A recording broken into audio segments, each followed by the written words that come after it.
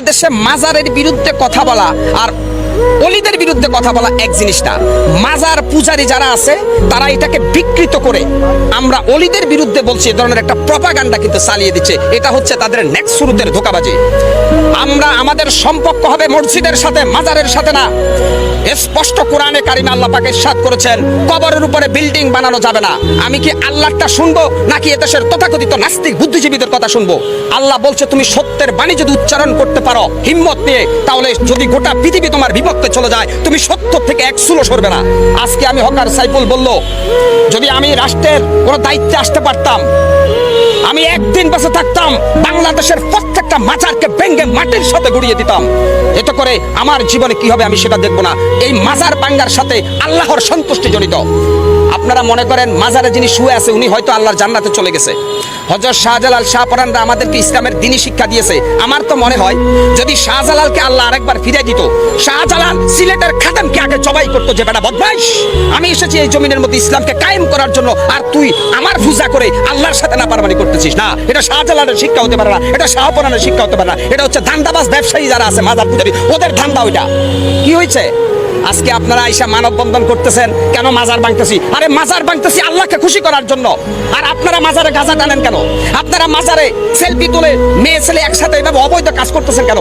গান বাজনা ঢোল বাদ্য বাউল শিল্পী যারা আছেন, কোরআনের কোন রেফারেন্স আছে? আসেন আমি হকার সাইফুল চ্যালেঞ্জ করি, কোথায় বসবেন?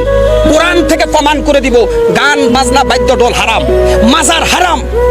আরে ভাই, বিশ্বনবীর কাছে যেখানে ছাওয়া নিষেধ, সেখানে আমরা দেখছি অনেকে মাজারা যায় সেজদা দিচ্ছে। ওই চট্টগ্রামে এক ভণ্ড আছে মাইজ ভান্ডারের ওখানে, দেখি মহিলারা তারা সেজদা দিচ্ছে। আপনি এভাবে গোটা ইসলামটাকে ধ্বংস করে দিবেন আর আমরা ইসলামের পক্ষে কথা বলতে পারবো না।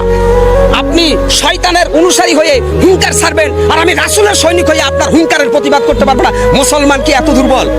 তবে আমি মনে করব হয়তো অনেক জায়গায় বেশি একটু ওভারটেকিং হচ্ছে। আগে আমাদের ইসলামকে ক্ষমতায় আনতে হবে, তারপরে মাজার না শুধু কোন ভণ্ড অলির দরবারও এই দেশে থাকবে না। দেওয়ানবাগী মতিঝিলের বিশ্ববিখ্যাত শয়তান ছিল, নির্বাজাল শয়তান দেওয়ানবাগী। সেই দেওয়ানবাগীর মাজার ভাঙার কারণে একদল এসে মানববন্ধন করে, লজ্জা প্রত্যেকটা মুসলমানের জন্য। এইভাবে বিভিন্ন দরবার শরীফে আমরা দেখি যে এখানে উরুসের নামে গান বাজনা হচ্ছে, যেটা ইসলাম পরিপন্থী, কোরআন পরিপন্থী। অতএব আমরা যেটা মনে করি, সৌদি আরবে যখন মানুষ হজ করতে যায় বিশ্বনবীর কবর জিয়ারত করে, কবরকে পিছনে রেখে পাবে, অর্থাৎ বিশ্বনবীর কবরের কাছেও কিছু চাওয়া যায় না। সেখানে বাংলাদেশের অলিদের কাছে কিভাবে চাওয়া যায়? আর একটা রেফারেন্স দিব, জান্নাতুল বাকিতে বিশ্বনবীর অসংখ্য সাহাবাইজমান শুয়ে রয়েছে, ওদের কবরের উপরে একটা পাথর। বাংলাদেশে এরকম বিল্ডিং উঠাচ্ছেন, কারণটা কি? ওরা কি বিশ্বনবীর সাহাবীদের চাইতে দামি? বিশ্বনবীর এতগুলো সাহাবা জান্নাতুল বাকির মধ্যে শুয়ে রয়েছে, ওদের কবরের মধ্যে একটা পাথর। যদি ইচ্ছা করতো ওদের কবরকে সোনা রূপা দিয়া মুজাহিদ করে বানাইতে পারতো, কিন্তু আসলে আল্লাহ কোরআনে বলছে কবরের কোনো বুজুর্গি নাই, বুজুর্গি হচ্ছে আমলের। আল্লাহ পাক কোরআনে স্পষ্ট বলছে মহাসমুদ্রের ভিতরে সাঁতার না জানা ব্যক্তি যেমন অসহায়, ঠিক কবরে যে ব্যক্তি শুয়ে গেছে সে যত বড় আল্লাহর ওলি হোক সে তেমনই অসহায়। কেন?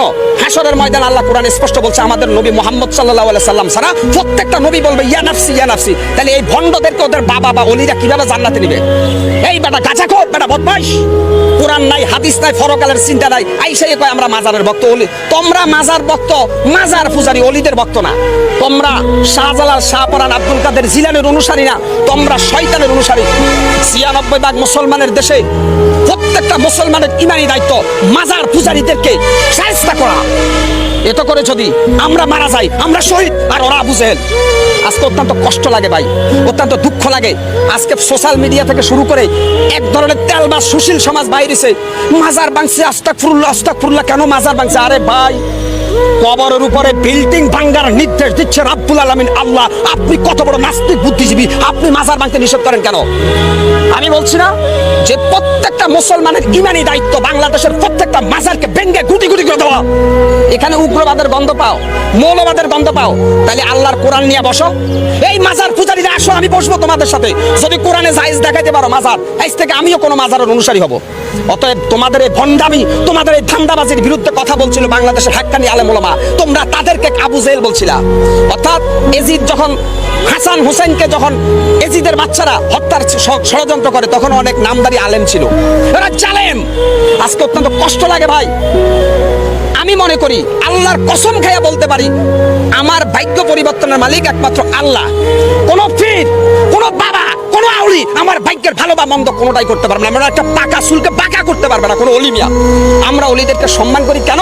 তারা আমাদের জন্য ইসলামের সংবিধানকে রেখে গেছে, এই জন্য আমরা অলিদের সম্মান করি। এখন মাজার বাংলা কি শাহজালালের ইতিহাস মুছা যাবে? শাহপরানের ইতিহাস মুছা যাবে? মাজারের সাথে শাহপরানের সম্পর্ক না, শাহপরান আর শাহজালালের সম্পর্ক আল্লাহর সাথে, আর মাজারের সাথে সম্পর্ক হচ্ছে খোদাতহীন নাস্তিকদের। মিয়া কেন আপনারা এখানে বারবার বলতেছেন অলিদের বিরুদ্ধে? শাহজালাল, শাহপরান 360 জন যে অলি আসছে প্রত্যেকের সম্পর্ক ছিল আল্লাহর সাথে। আর যারা মাজারের মধ্যে সেজদা দেয়, পূজা করে, এদের সম্পর্ক ইবলিস শয়তানের সাথে। এরা শয়তান, এরা বাটপার, এরা ধোঁকাবাজ। কি হচ্ছে? শেখ হাসিনা ফ্যাসিস্ট হাসিনার আমলে হয়তো কেউ কথা বলতে পারে নাই, কারণ শেখ হাসিনা গোটা রাষ্ট্রটাকে জিম্মি করে রেখেছে। আজকে আমি মুসলমান, যেই দেশে মুয়াজ্জিনের আজান শুনে সূর্য উঠে, যেই দেশে মুয়াজ্জিনের আজান শুনে সূর্য ডুবে, সেই দেশে কোরআনের পক্ষে আমি কেন কথা বলতে পারবো না? মাজার পূজারীদের কোনো দলিল নাই, আর যারা মাজার পূজারীদের বিরুদ্ধে তাদের দলিল আছে আল কোরআনের সংবিধান। সেই আল কোরআনের সংবিধান দিয়ে যদি বিচার করি, তাহলে মাজার পূজারীদেরকে আমরা প্রথমে সতর্ক করব, তারপরে তাদেরকে সুযোগ দিব, তারপরে তাদের বিরুদ্ধে অল আউট অ্যাকশনে যাব প্রত্যেকটা রাসূল প্রেমিক সৈনিকরা। আল্লাহ স্পষ্ট কোরআনে বলেছে যে খবরদার শিরক করো না, শিরক করবে না। আমার হায়াতের মালিক, আমার মওতের মালিক, সবকিছুর মালিককে আল্লাহ। এই বাটপারের বাচ্চারা আরেকটা ব্যাখ্যা দিচ্ছে আমাদেরকে যে উসিলা ছাড়া কোনো কিছু হয় না। আমরা যেহেতু গুনাহগার, ওলিয়া আউলিয়ার উসিলায় আল্লাহ আমাদেরকে একটু মাফ করে দিবে। ওই বেড়া বাটপার, ফজরের নামাজের সময় মসজিদে ঢুকা আল্লাহর কাছে হাত তোলা, আল্লাহ মাফ করবে। তোর এই ভান্ডাবাজি বাটপারি বন্ধ করবে না। কোন মৃত মানুষের উসিলায় দোয়া করার জন্য আল্লাহ নিষেধ করছে। কোন মৃত মানুষের উসিলায় দোয়া করা যাবে না, জিন্দা মানুষের উসিলায় দোয়া করা যায়। এই বাটপারের বাচ্চারা কবরের কাছে যাইয়া আল্লাহর ওলিদের উসিলায় মাফ চায়।